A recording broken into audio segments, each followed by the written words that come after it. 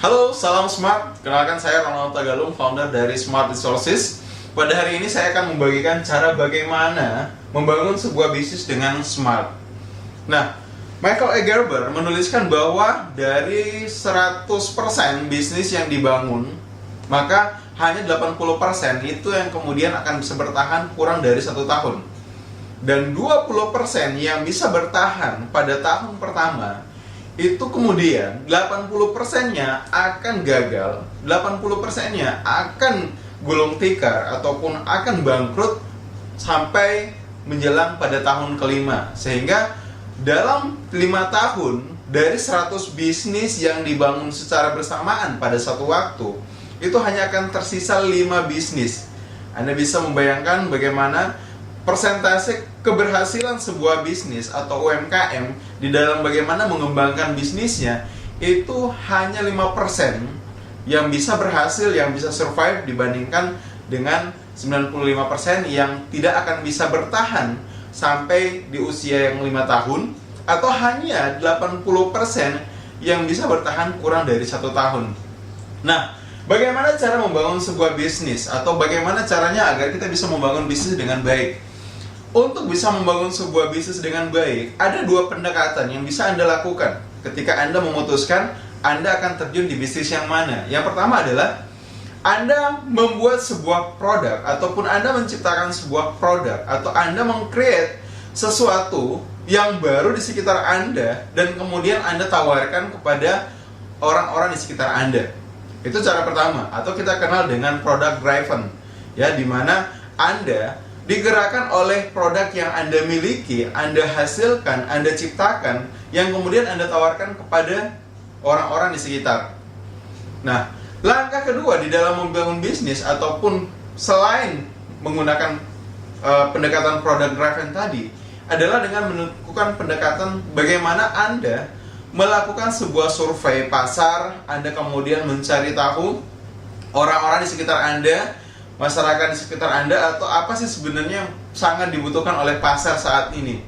Nah, atau kita istilahkan hal ini dengan bagaimana Anda membangun bisnis itu dengan menggunakan market driven.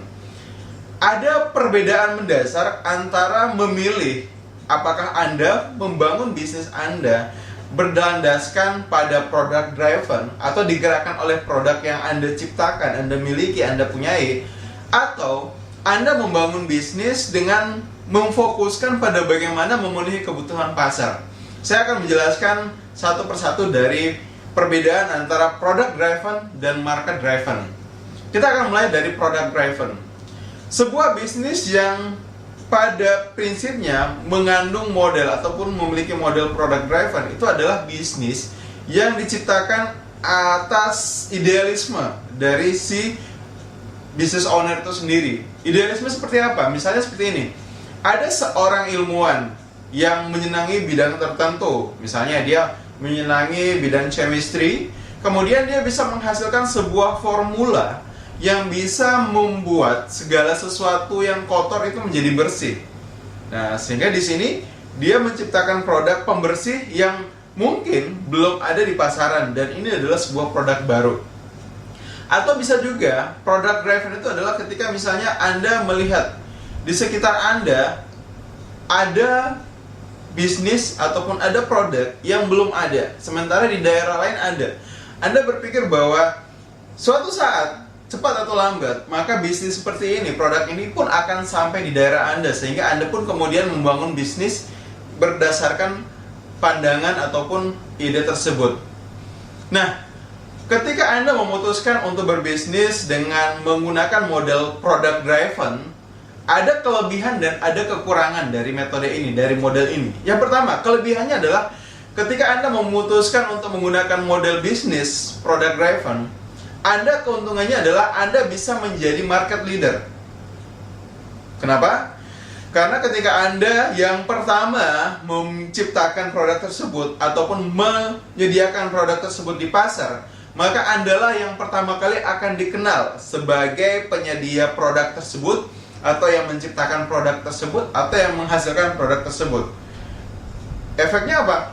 Ketika bisnis Anda berkembang, Anda yang akan paling pertama dikenal. Anda yang akan paling pertama bagaimana menguasai pasar yang ada. Kedua, kalaupun kemudian produk yang Anda ciptakan, yang Anda bawa, yang Anda hasilkan tersebut itu kemudian ada yang kemudian meniru ataupun membangun bisnis yang sama. Yang menariknya adalah ketika Anda mendasarkan bisnis Anda pada product driven, di mana Anda adalah yang paling pertama, maka Anda akan bisa menjadi market leader dikarenakan Anda selalu di atas atau selalu ada di dalam pemikiran pasar Anda, selalu top of mind dari customer Anda, dari pasar di sekitar Anda. Nah, ini membantu Anda untuk artinya menjadi satu-satunya penyedia produk tersebut ataupun menjadi sumber dari bagaimana orang mendapatkan produk-produk tersebut. Nah, kelebihan lainnya ketika Anda membangun bisnis dengan product driven, Anda bisa menentukan harga yang ingin Anda gunakan dalam bagaimana membangun sebuah pasar. Artinya, ketika produk ini belum begitu banyak di pasar ataupun satu-satunya di pasar, maka Anda yang kemudian bisa men-set berapa banyak omset yang ingin Anda ciptakan dan berapa banyak profit yang akan Anda hasilkan dari omset yang sudah Anda ciptakan. Kenapa? Karena Anda lah yang kemudian akan menentukan berapa sebenarnya nilai yang ingin Anda berikan terhadap produk yang Anda jual atau yang Anda tawarkan. Nah, itu adalah beberapa hal yang merupakan keunggulan, keuntungan ketika Anda menciptakan bisnis dengan konsep product driven.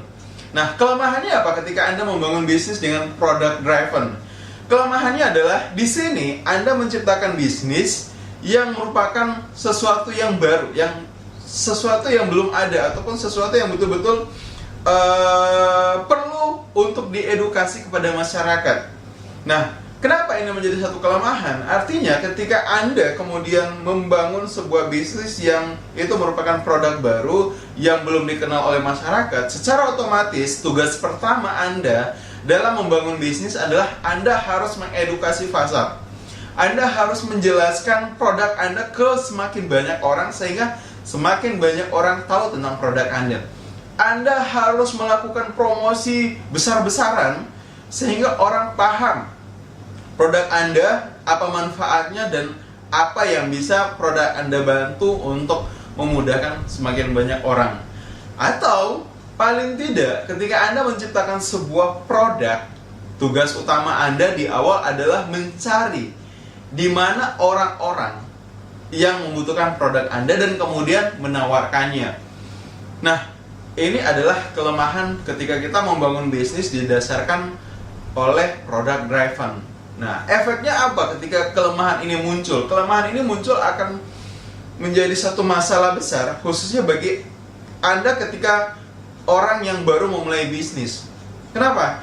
Ketika Anda baru memulai bisnis, biasanya orang yang memulai bisnis itu adalah orang yang membangun bisnis dengan modal yang terbatas, dengan fasilitas terbatas, ataupun dengan tim yang terbatas. Sehingga di sini masalahnya adalah ketika modal Anda pas-pasan, maka Anda harus hati-hati dikarenakan jangan sampai ketika Anda menciptakan produk baru kemudian menawarkan kepada pasar dan Anda belum bisa menciptakan pasar yang menyukai produk Anda ataupun Anda kesulitan untuk bisa menjual produk Anda, maka yang terjadi adalah bisnis Anda akan pelan-pelan tergerus modalnya atau pelan-pelan akan menuju kebangkrutan dikarenakan pertama, Anda kekurangan di dalam bagaimana menjual, artinya uang Anda tidak berputar, tidak ada cash flow yang masuk.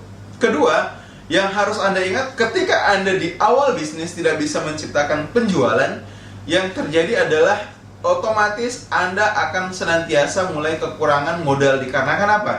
Dalam membangun bisnis pasti ada fixed cost, ada operational cost yang harus Anda biayai terus.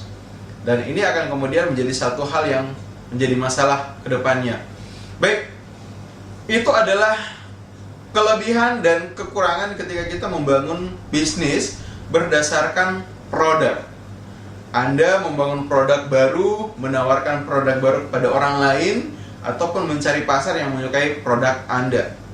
Nah, saya akan menjelaskan selanjutnya tentang bagaimana model bisnis yang digerakkan oleh market driven.